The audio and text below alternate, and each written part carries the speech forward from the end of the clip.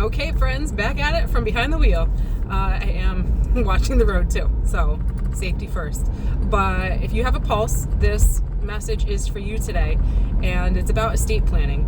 It's so easy to think that estate planning is for wealthy or end of life, or if you don't have beneficiaries, it's not anything you need to do.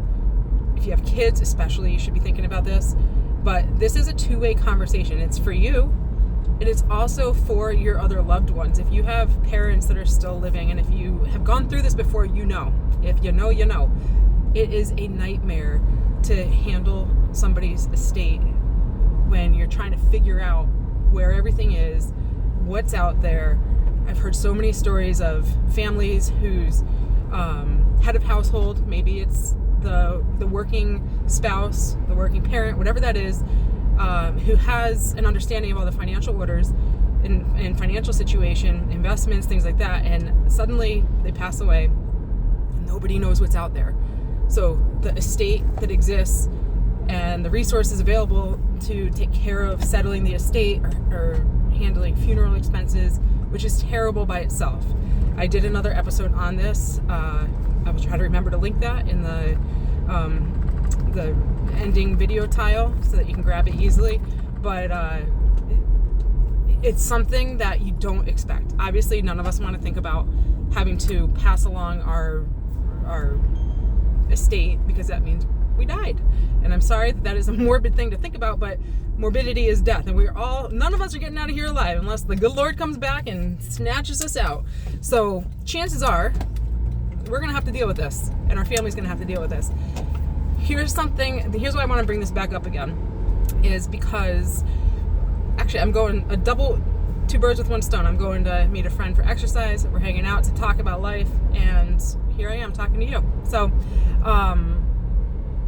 what I want you to think about is, this is something I just got off the phone with my mom, and I'll be calling my dad afterwards, but we are making this a family affair.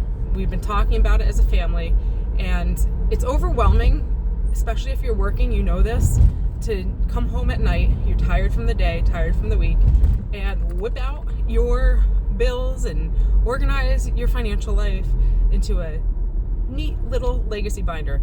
But let me tell you something. It's a larger effort up front, and it kind of goes on autopilot afterwards. You make a note to check it once a quarter. You can create some systems where you have a sequence for changing your passwords in case the password doesn't work. There's an easy sequence for people to go through where they can guess what your next password might have been. That's a pro tip. That's a freebie. We're in the process of going through that now because I had my own set of password sequencing before I got married. Now when we're doing account information that's joint, anything that's related to the both of us, we have a different kind of password we use, so it's easy for both of us to remember. So we're kind of going through that little by little. As we log in, we're making those changes. So this doesn't have to be all in one sit down, but you can sit down with a family member and go through it together, because here's the benefit of that is my mom and I are going to make it a coffee date. We're going to limit ourselves to an hour, get through what we can get through in an hour, so it's not this never-ending exercise. So give yourself a time frame and just hammer it out. Get as much done as you can. You're going to feel the reward of progress, and then it'll make that next visit easier to schedule, easier to commit to. But get the first one on the calendar. Make that coffee date either with yourself or with a parent, and you can do it both together, or you can help each other. You can help your parent ask the questions. What are those bills that you're paying every month? That's most important. What are your investments? What are your other assets that you own? And the login information. At least knowing the names of the institutions, banks, any debtors that you owe, that they owe, any bills that are getting taken out or automatically, anything that they have to pay manually. Those are things that you just go through. So pretend you're having a day in the life of yourself when you go through that next monthly process. Just have a piece of paper on the side, write it down. All right, I paid this bill, this bill, this bill. This is automatic. You can write down the date that it comes out if you want, but at minimum, get the names of the bills that you pay, the institutions, and how to contact them. Also, how to access emails, because a lot of times you have to do the 2-step verification. It's not going to help you a ton if the 2-step verification is on your phone, but there should be at least an email backup. So this is something that you tackle a little bit at a time. Don't Rome wasn't built in a day. We don't expect accidents, but accidents happen. That's why they're called accidents. They're not expected. You don't plan an accident. So let's help our loved ones out. The best thing we can do for our loved ones is take care of our stuff. Get our affairs in order. And the reason why I'm telling you this actually is because, again, I want to share with you, as these things are happening in our lives, this is how we're handling them. And it's not, just because I'm a financial coach doesn't mean that we get it all tied up in a neat little bow and all that. In our family, this is an ongoing process. And we're having these conversations regularly at home.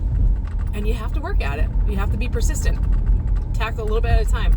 But somebody in our family is having a medical health scare, and this brought all this up right to the surface for all of us, because it's serious enough that we are having some conversations about, healthcare proxies, powers of attorney, a will, a simple will.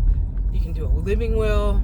We're having conversations with the lawyer to learn a little bit more about pros and cons, and like what to think about with possibly a trust. So start that. That's kind of like stuff you're going to want to start doing in the background as you're doing your regular finances. So as you're getting your budget in order, think about it. Maybe you can simultaneously, as you're writing down your budget, don't keep it to yourself. The stuff that's in your budget is going to be, here I am, I have arrived. The stuff that's in your budget is the stuff that goes into your legacy binder. Your bills. Got to pay those bills. Got to pay those credit card bills. Got to pay the automobiles. I'm dating myself. If you know, you know. That song. But listen, I care about the holistic well-being. Your financial well-being also includes having a good plan for when you're not around, because that is the ultimate. To be able to leave, it even is biblical. A parent wants to leave an inheritance to their children's children. We're aiming at being able to leave something behind. We're trying not to spend it all while we're alive. And this is one of those steps. Make it easy for them to understand what's there. So this is financial planning. Let's call it 2.0. But it doesn't mean you wait until you're done with everything else. This is stuff that can be done simultaneously, like I said. Again, a little rambly because I'm in the car, a little distracted, but thanks for joining me. This is your reminder to do it. Do the thing. Do the hard thing. Do the little thing. One thing at a time, and it adds up. We have our legacy binder still. I told you I would stay accountable in that last video. This afternoon, I will be carving out time to hammer that out and make some progress on that. So join me on that adventure if you dare. I hope you do. And pop it in the comments if you have questions. I'd love to help answer those questions. I'll put a video out on it. So if you have questions, drop it in and it'll help me understand what you need and how I can support you. All right, thanks for joining me. And until next time, have a great one, guys. It's not always easy, but it's always worth it. All right, bye for now.